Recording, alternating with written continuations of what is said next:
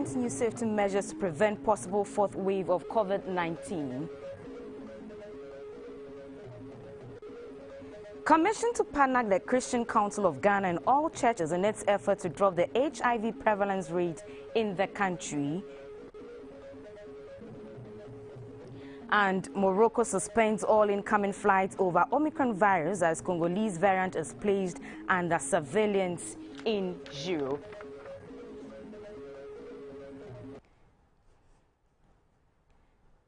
Good evening and welcome to News Hour Live on GTV and on GBC News. My name is Samuela Kwote. Now the news in detail.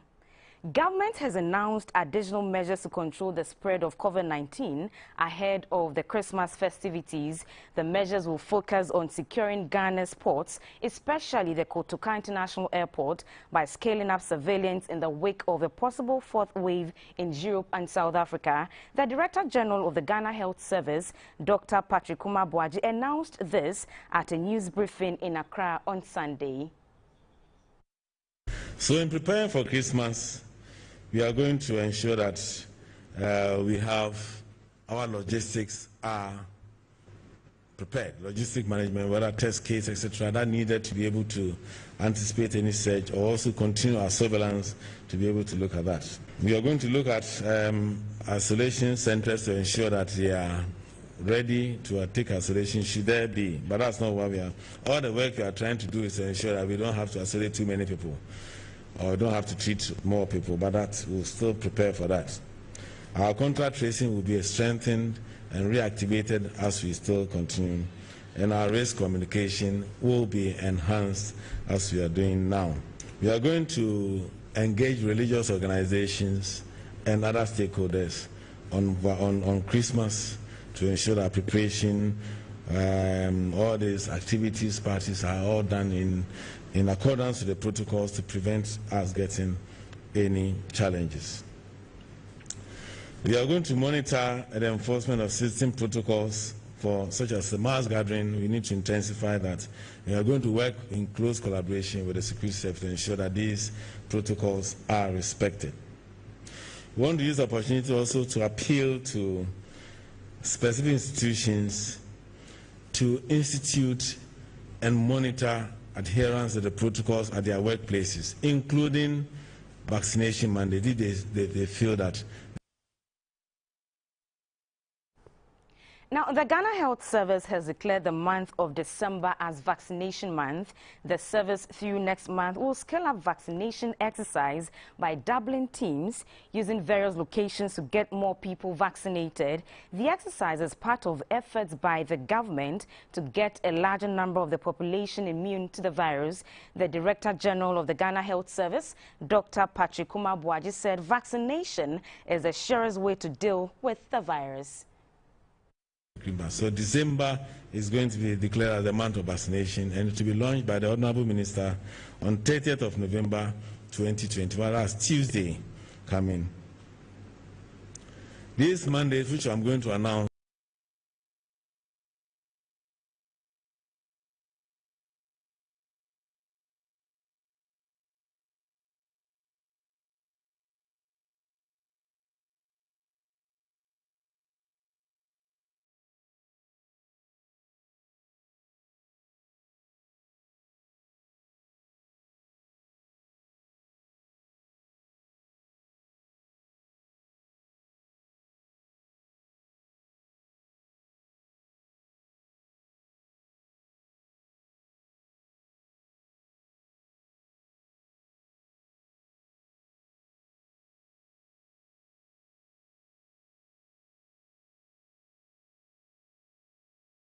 and so all workers in government institutions and parastatals, car drivers and their mates are expected to be vaccinated at the end of that. That's where they're commanded to cover them. There are areas where the mandate to cover, that will be a venue. And this venue for now includes nightclubs, beaches, sports stadium, and restaurants for indoor dining. So these are the mandates in terms of the group that will be affected and the locations which you have identified are areas that you have to be vaccinated to be able to participate in any event occurring in those places. We're still on health. Statistics from the Ghana Health Service shows that currently a total of 1,404,122 Ghanaians have been fully immunized against the virus, representing 7% of the entire population. Meanwhile, the Ghana Health Service has revealed that the country has seen a decline in the number of active cases in the past few months. The Greater Accra region remains the largest COVID-19 hotspot. This is due to gross disregard for the COVID-19 safety protocols.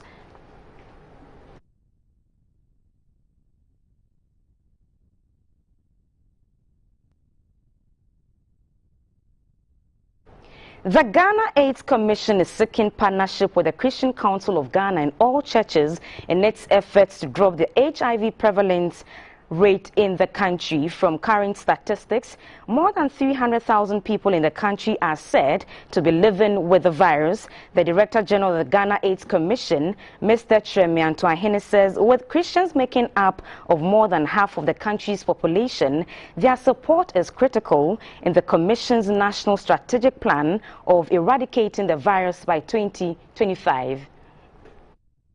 At the end of December 2020, exactly 346,000 persons were said to be living with the HIV/AIDS virus. New infections stood at 19,000. The Ghana AIDS Commission says though the virus is experiencing a downward trend, the numbers are still worrying and would impede the country's target of achieving an epidemic control. For us to achieve epidemic control, we want to see very limited numbers, few new infections and fewer AIDS deaths. And so as a country, everyone has to take this seriously, because if we do not protect ourselves against HIV infection, it means we will be adding more numbers to the existing number. More than 200,000 of the persons living with the virus are women. Mr. Twahini believes new infections can only be controlled when the women are protected. As the country heads towards the commemoration of World AIDS Day, the Ghana AIDS Commission says its strategy to minimize new infections and control the spread of the virus is by taking the campaign to the doorsteps of the people. The plan is to start with the churches. The National Strategic Plan seeks to eliminate AIDS by the end of 2025, which means that we have to work with the church in order to reach out to the people who live with HIV. Working with the church would help us to reduce new infections, eliminate AIDS, and eliminates AIDS deaths. He appealed to all churches to be part of the campaign to eradicate the virus from the country. This year, the chosen theme to mark the day is End Inequalities, End AIDS, and Pandemics.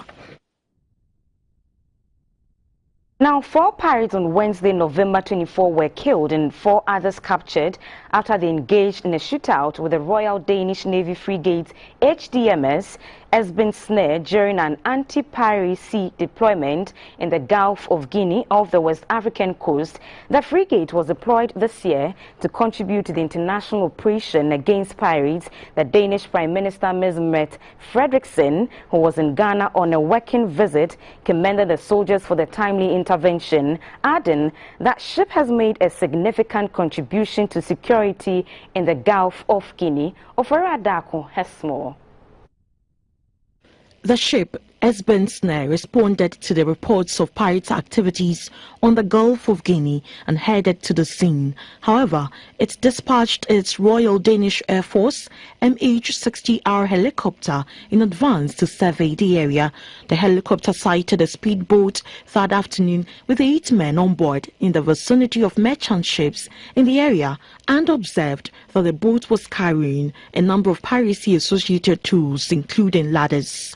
By evening, Esbern Snare was close enough and launched inflatable boats carrying Danish Naval Special Forces personnel who called on the boat to halt, but the boat refused to respond to the call and warning shots were fired. A brief firefight then ensued in which 5 pirates were shot, 4 killed and 1 wounded. The surviving 4 pirates and the bodies of the dead pirates were taken aboard the frigate. Danish Prime Minister Ms. Mette Frederiksen noted that Denmark is the world's 5th largest marine nation and has a special interest in enhancing maritime security in the Gulf of Guinea. I'm very proud to see that Denmark plays such an active role. From now on, there are of course a lot of practical questions about the 4 people who is now on Esbern Snare, and our authorities are working on all these issues. Ms. Mette Frederiksen was scheduled to visit the ship as part of her activities in Ghana, but the visit was cancelled. The Danish government in March 2021 announced plans to deploy a frigate to escort merchant ships and prevent pirate attacks in the Gulf of Guinea. This was due to calls by the Danish shipping industry in that region to take action against pirate attacks. An average of 40 Danish merchant ships sail through the area, the majority belonging to Copenhagen-based Maersk, the world's largest shipping company. For GBC News, Oferiwa Dakon reporting. The Savannah Investment Program, in collaboration with SAPIP under the Ministry of Agriculture with funding support from African Development Bank, has organized an interface meeting between the commercial farmers and potential market off-takers to create a marketing and off-taking relationship in Fubisi, capital of the Busa South District of the Upper East region. Zone Agricultural Productivity and Investment Project SAPIP and the Savannah Investment Program SIP say the created market linkages will boost rice productivity among rice farmers and buyers up north. The SAPIP project is being implemented by the Ministry of Food and Agriculture to support government flagship planting for food and jobs with funding from the Agriculture Development Bank ADB. The Savannah Investment Program SIP is also implementing the technologies for African agricultural transformation in the Savannah TAATS under the bank's Feed Africa strategy.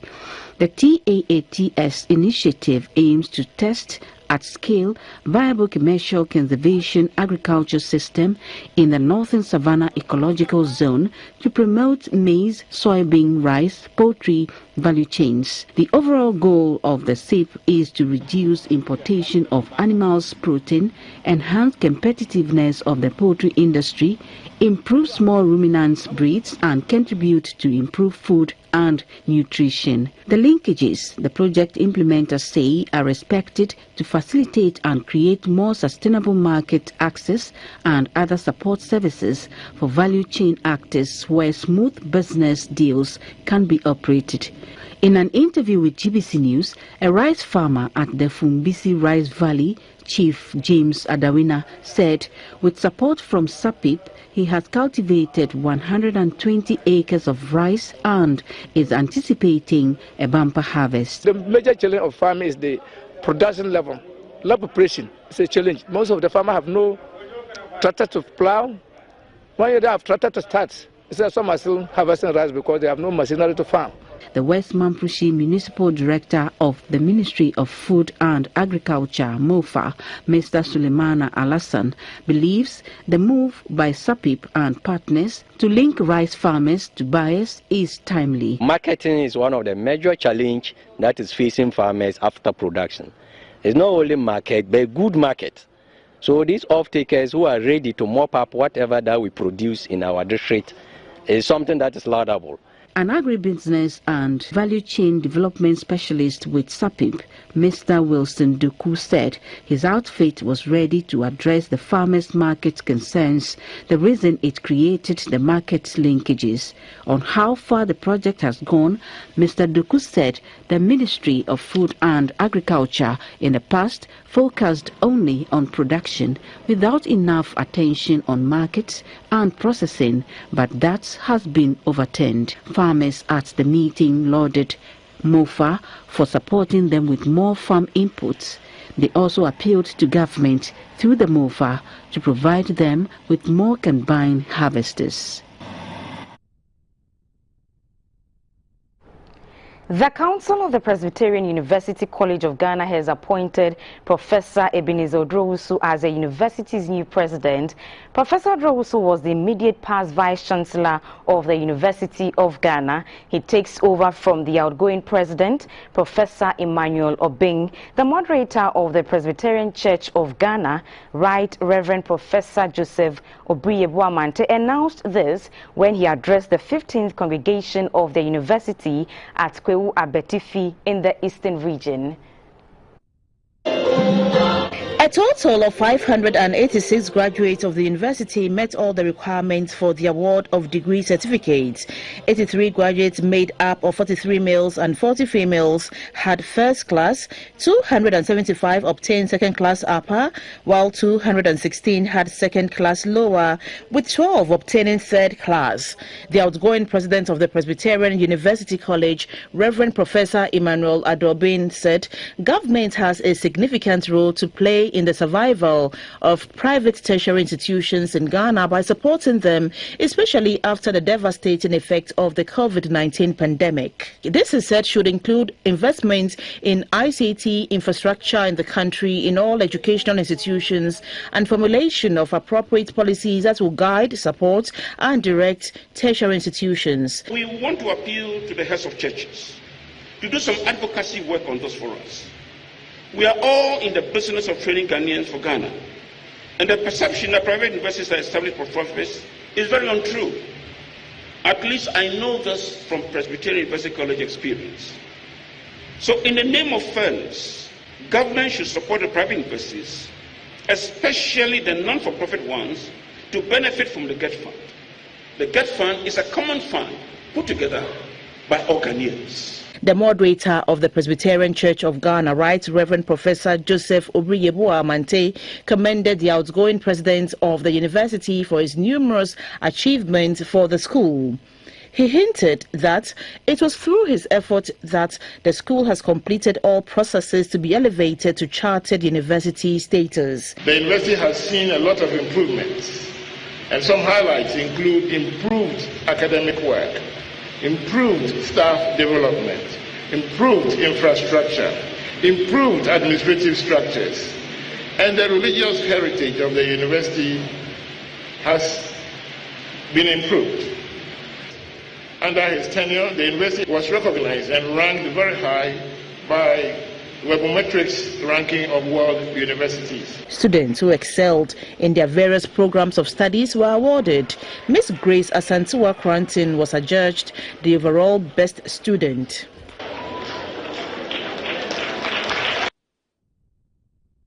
Now, if you missed some of the past week's major stories, here's an opportunity to catch up in pictures.